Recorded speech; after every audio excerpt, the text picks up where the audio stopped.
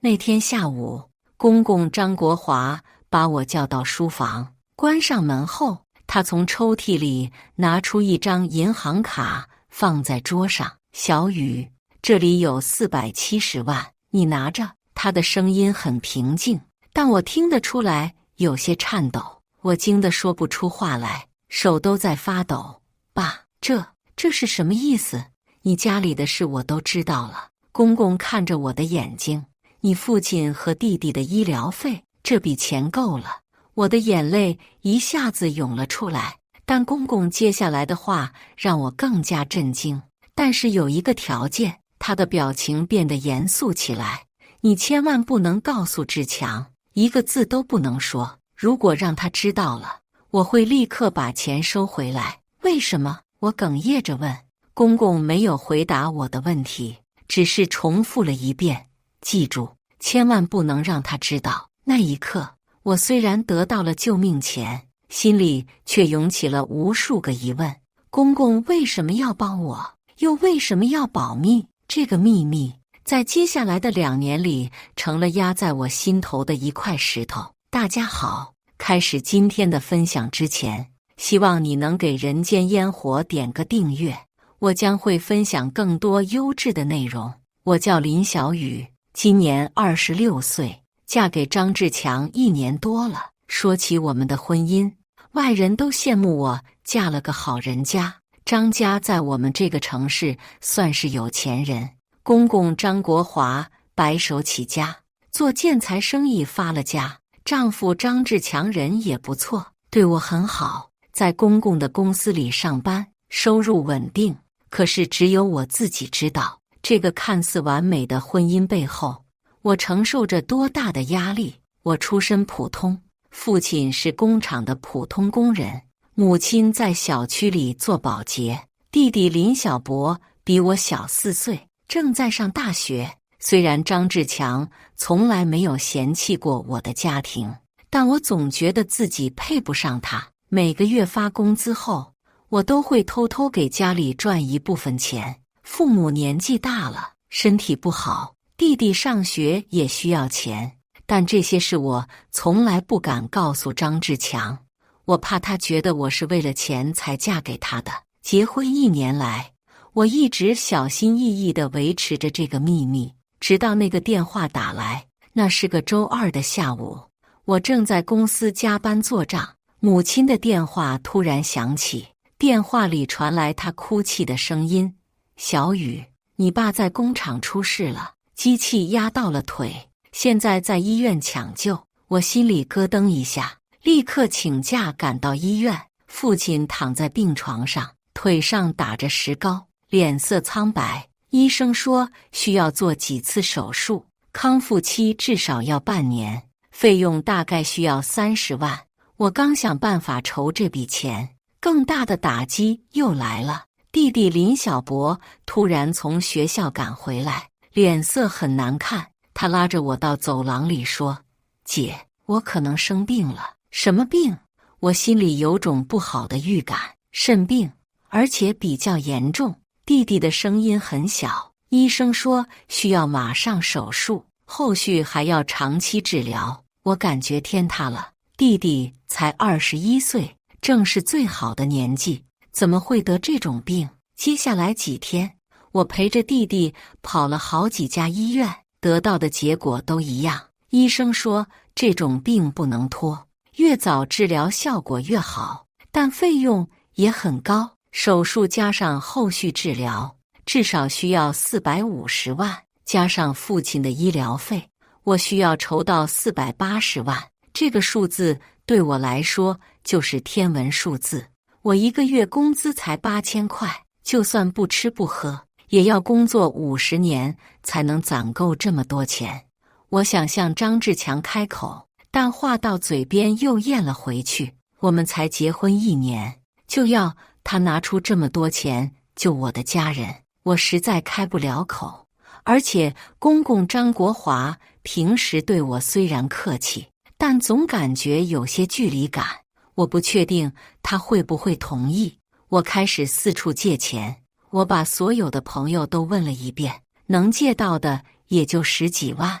我又跑银行申请贷款，但以我的收入根本贷不到多少。那段时间我每天晚上都睡不着觉，白天在公司也心不在焉。张志强好几次问我怎么了，我都说没事，只是工作有点累。我不敢告诉他实情，我怕他觉得我是个负担。事情的转机出现在一个周末。那天张志强出差去了外地，家里只有我和公公。我正在阳台上给母亲打电话，了解父亲和弟弟的情况。电话里母亲哭着说，弟弟的病情又恶化了，医生催着赶紧手术。我一边安慰母亲，一边偷偷流眼泪。挂了电话后，我靠在阳台的栏杆上哭了很久。我真的不知道该怎么办了。小雨，身后突然传来公公的声音，我吓了一跳，赶紧擦眼泪转过身。爸，您怎么来了？我尽量让自己的声音听起来正常一些。公公看着我，眼神很复杂。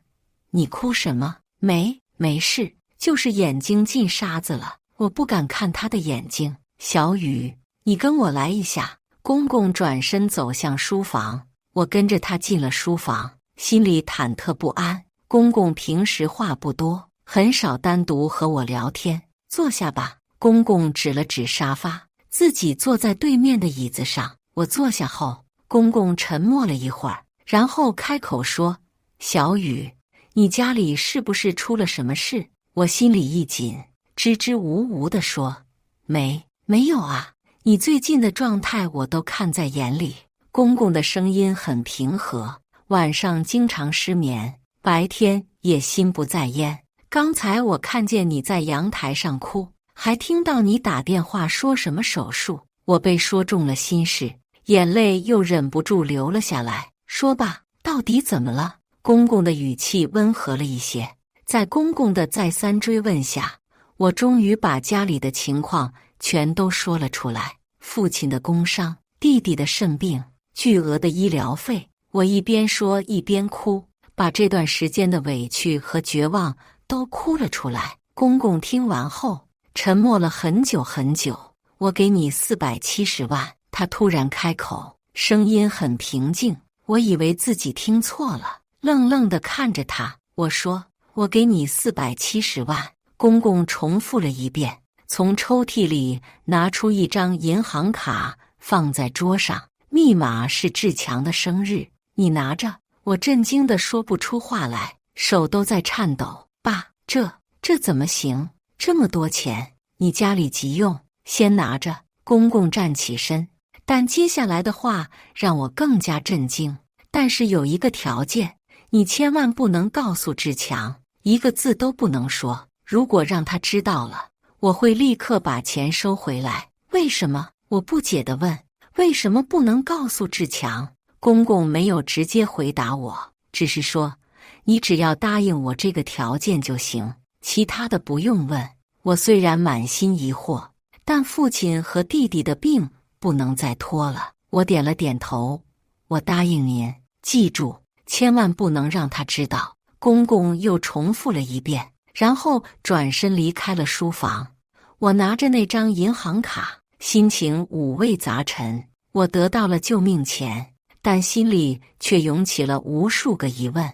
公公为什么要帮我？这么多钱对他来说虽然不算什么，但我们的关系还没有好到这个程度。更奇怪的是，他为什么要求保密？如果是真心帮助我们，为什么不能让张志强知道？我开始怀疑公公是不是有什么别的目的。有了这笔钱，父亲和弟弟的治疗都得到了保障。父亲的手术很成功，正在康复中，弟弟也及时做了手术。医生说，如果坚持治疗，完全康复的希望很大。我的父母感激涕零，以为这些钱是张志强给的。我没有纠正，只是说让他们安心治病。但这个秘密却成了我心里沉重的负担。每当张志强关心地问起我父母和弟弟的情况时，我都感到深深的内疚。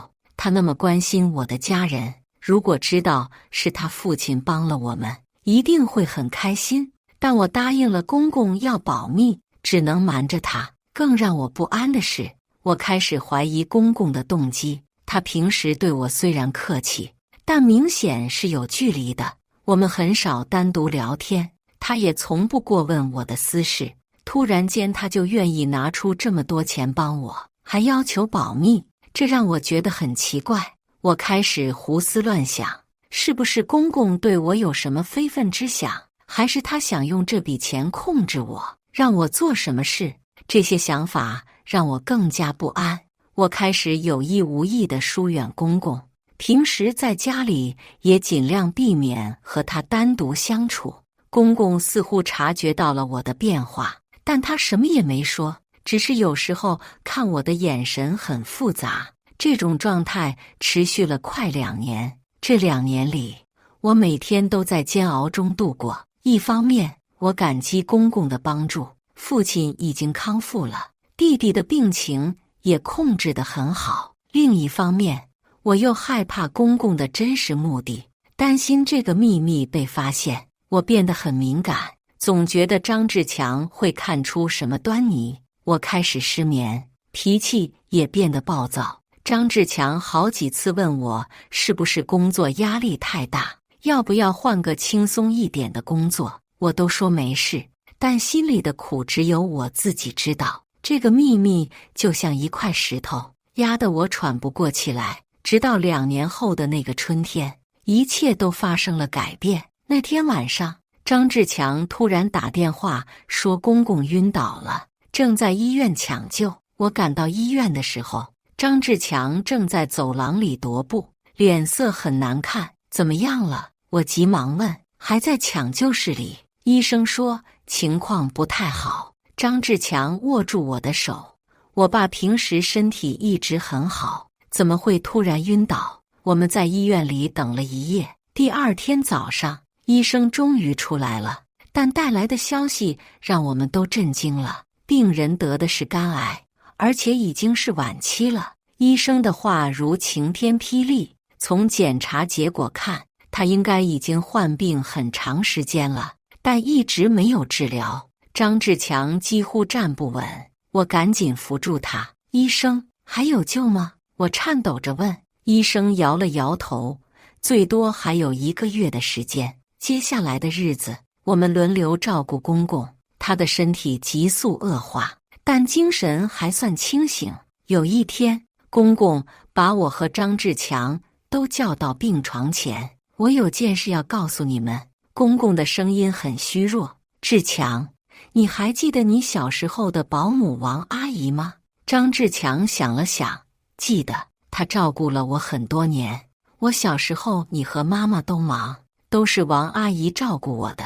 后来她说家里有事，就回老家了。王阿姨是个好人。公公的眼中闪过一丝怀念。她照顾我们家10几年，从来没有要求过什么。你知道她为什么突然回老家吗？张志强摇摇头。因为他的老母亲病重了，需要人照顾。但他走的时候，我们家正遇到困难，生意失败，欠了很多债，我没能给他什么补偿。公公说着，眼中有了泪水。王阿姨走后，我一直想找机会报答她，但再也没有她的消息。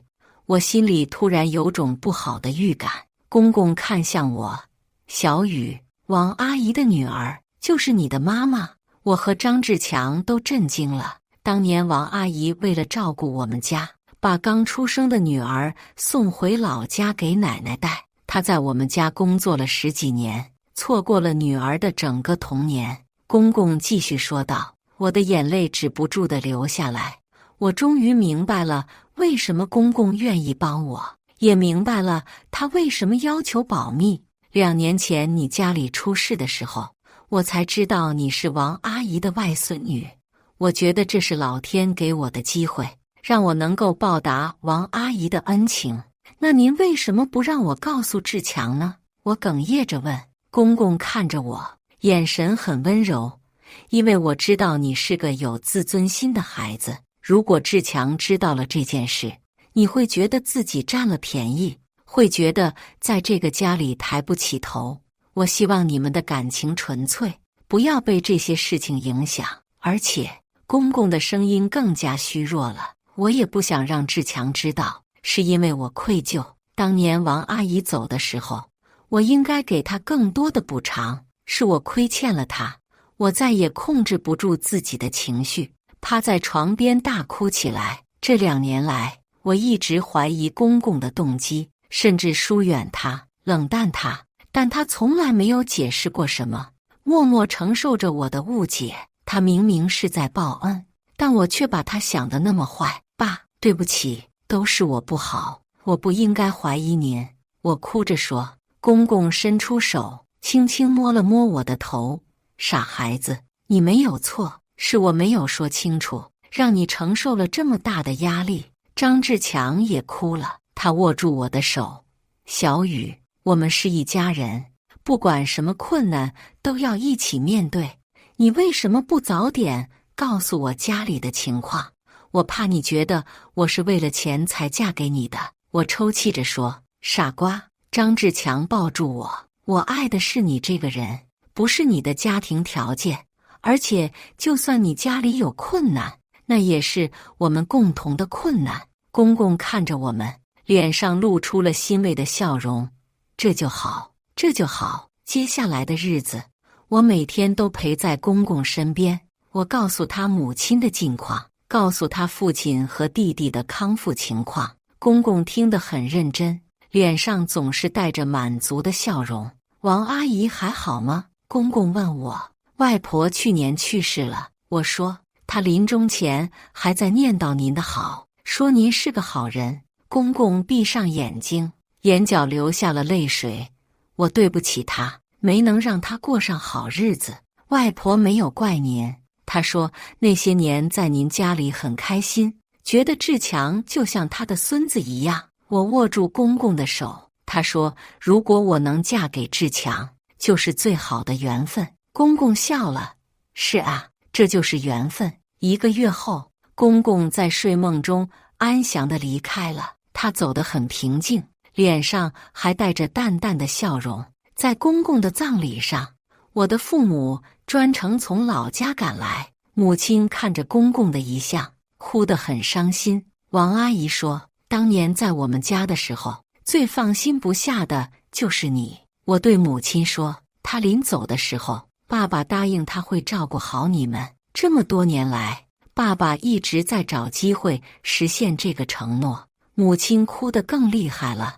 我妈妈生前经常说，张家是好人家，让我一定要教育好女儿，不能给人家丢脸。您教育得很好。张志强握住母亲的手。小雨是我见过最善良的人。葬礼结束后，我们一家人坐在一起聊天。母亲告诉我，当年外婆确实在我们家做了很多年保姆。你外婆特别喜欢志强，经常说这孩子聪明懂事。母亲说，他走的时候，志强还哭了，抱着他不让他走。张志强笑了。我记得王阿姨对我特别好，做饭的时候总是把好吃的留给我。你外婆说，志强就像她的亲孙子一样。母亲继续说，她临终前还说，如果小雨能和志强在一起，就是老天的安排。我想起公公临终前说的话，这确实是缘分。外婆当年照顾了小时候的张志强，多年后她的外孙女嫁给了张志强，外婆的恩情得到了回报，公公的愧疚也得到了释怀。现在我终于明白了，公公给我那470万，不是施舍，不是控制，而是一份跨越了时间的恩情传递。那天晚上，我和张志强躺在床上聊天。你说爸爸为什么要等到最后才告诉我们真相？张志强问我。因为他是个善良的人。我说，他不想让我有负担，也不想让你觉得他是在炫耀自己的善良。我现在想起来，爸爸确实对你很好，虽然平时话不多，但总是在默默关心你。张志强说，我想起这2年来公公对我的种种关怀，虽然我因为怀疑而疏远他，但他从来没有计较过。冬天的时候，他会悄悄让保姆给我准备暖手宝；我生病的时候，他会让张志强买最好的药；我工作忙的时候，他会让厨房准备我爱吃的菜。这些细节当时我都没有在意，现在想起来，眼泪又流了下来。我真的很后悔。我哭着说，这2年我一直怀疑爸爸对他那么冷淡，他心里一定很难受，但他从来没有说过什么。爸爸不会怪你的。张志强抱住我，他理解你的心情，而且他看到我们现在这么好，一定很欣慰。我点点头，心里暗暗发誓，以后一定要好好孝顺公公婆婆，珍惜这个来之不易的家庭。几个月后，弟弟的病完全康复了，父亲也重新找到了工作，我们一家人的生活重新回到了正轨。我把公公的故事告诉了弟弟，他听完后也哭了。姐，我一定要好好工作，把这份恩情传递下去。弟弟认真地说。我笑了，这就是爸爸想看到的。现在，每当我想起那个下午，公公把银行卡放在桌上的情景，我的心里就充满了温暖。那470万不仅仅是钱，更是一份跨越时间的恩情，一份深沉的爱。公公走了，但他的恩情会永远传递下去。我会用我的一生去守护这个家庭，就像当年外婆守护他们家一样。我也终于明白了，为什么2年后我会哭。那不是委屈的眼泪，不是痛苦的眼泪，而是感动的眼泪，是感恩的眼泪。有些恩情不需要言语，不需要回报，只需要传递。公公给我的那470万，让我学会了什么是真正的善良，什么是真正的爱。这份恩情，我会用一生去珍惜。以上就是今天分享的故事。大家有什么想说的、想吐槽的，欢迎在下方评论交流。也更希望能给人间烟火点个订阅，我将会分享更多优质的故事内容。